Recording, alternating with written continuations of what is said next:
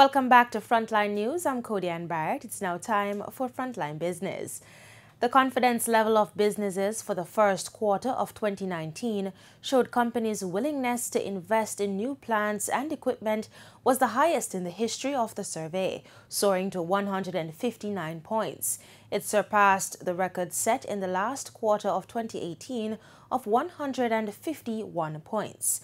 According to the latest survey of business confidence, firms are of the idea that economic growth increased but not significantly, while a slightly greater number of firms expect the economy to improve over the next 12 months. During the release of the findings, pollster Don Anderson said, quote, "While not significantly different from the proportion reported in the last quarter of 2018, it is worth noting that it is the highest in the history of these surveys." This level of confidence in the economy has also resulted in an increase in the index to 157 points, also the highest in the history of the surveys. End quote. The Bank of Jamaica BOJ is reporting that it intervened in the foreign exchange market on Monday by selling $20 million to help ease the depreciation of the local currency.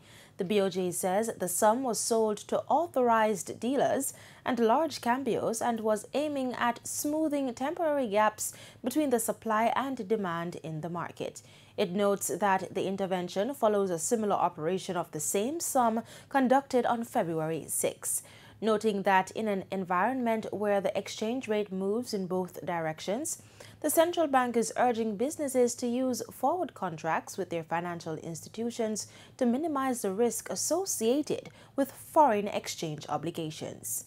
The upcoming Wigton wind farm divestment is expected to change economic benefits.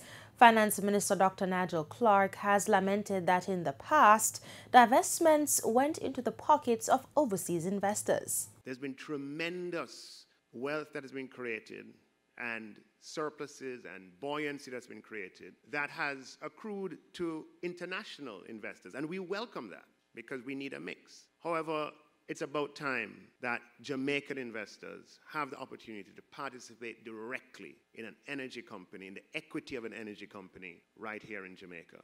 Wigton Wind Farm's initial public offering will open on April 17. 11 billion shares at a cost of 50 cents each will be offered to the public. Telecoms giant Flow announced on Tuesday an overhaul of its customer mobile plans to provide unlimited calling on any network and increase connectivity. Flow Jamaica country manager Stephen Price made the announcement at an employee event, saying that the company had engaged a specialist research firm to conduct a comprehensive study, including extensive interviews and living with the participants to better understand what Jamaicans expect from their telecommunications provider. According to Mr. Price, Jamaican customers want to call anyone on any local network. They want unlimited social media and text messaging. They want simple plans with no surprises, and that's exactly what they are delivering, all at a great price with fantastic savings. In Wednesday's trading session, the JSE Combined Index advanced by 958 points to close at almost 400,000. Overall market activity resulted from trading in 62 stocks, of which 22 advanced, 33 declined, and 7 traded firm. The junior market index declined by 30 points to close at 2,993. Stocks advanced for Barita Investments, Caribbean Producers, Carreras Limited, GWest Corporation, and iCreate Limited. Declining were 1834 Investments, Access Financial Services, Berger Paints, Caribbean Cement, and Caribbean Cream. Trading firm were AMG Packaging and Paper, Blue Power Group, CAC 2000, Siboney Group, and Fontana Limited. Indies Pharma Jamaica was the volume leader with almost 2 million units, followed by Lasco Distributors with over 1.4 million units and Wisynco Group with over 1.2 million units.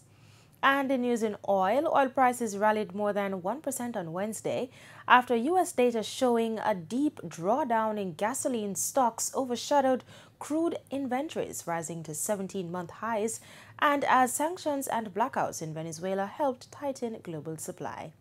International benchmark Brent futures rose $1.09 to $71.70 a barrel, or 1.5%.